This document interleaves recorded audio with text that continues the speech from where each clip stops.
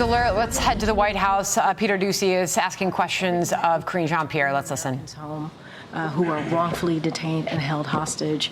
And again, frankly, we have had an extraordinary record of doing just that. And that's going to be the president's top priority. And on this issue of funding, the administration has money to send to Lebanon without Congress coming back. But Congress does have to come back to approve money to send to people in North Carolina. Do I have that right? Here's what I'm going to be very clear about. The president and the vice president has had a robust whole of government response to this. Hundreds of millions of dollars. I said it at the top, more than $200 million that we have directly put towards survivors here for disaster help.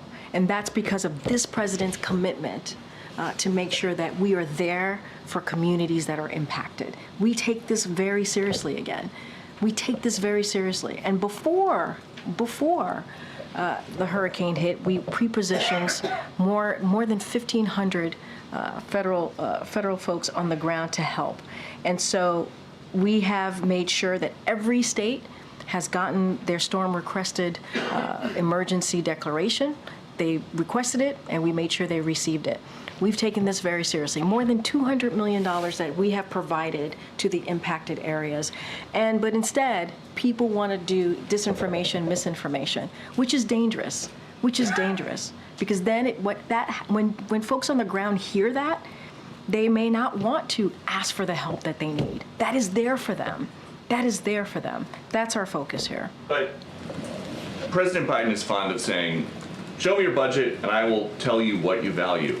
If he's got money for people in Lebanon right now, without Congress having to come back, what does it say about his values? There's not enough money right now for people in North Carolina who need it.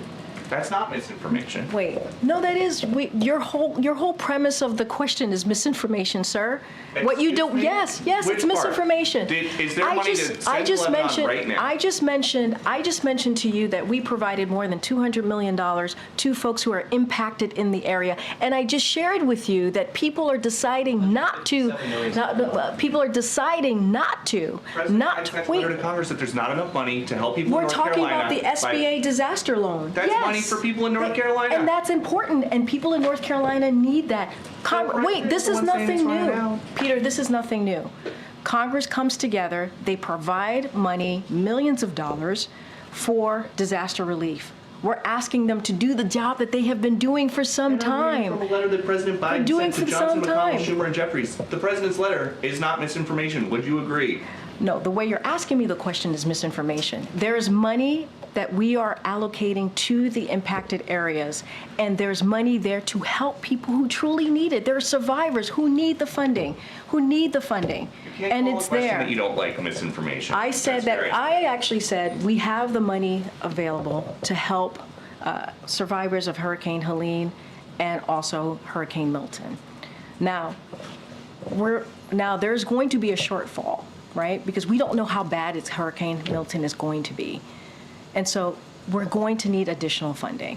That's exactly what I just asked about. And you said it was misinformation. Yes. What you're asking me is why Congress needs to come back and do their job. That's what you're asking me. Congress needs to come back and do their job and provide extra assistance, extra funding to disaster relief fund. That's what Congress needs to do, and we're going to continue to urge that. You may not want that, but that's okay. That's what this president wants, and that's what the vice president wants. Thanks, everybody.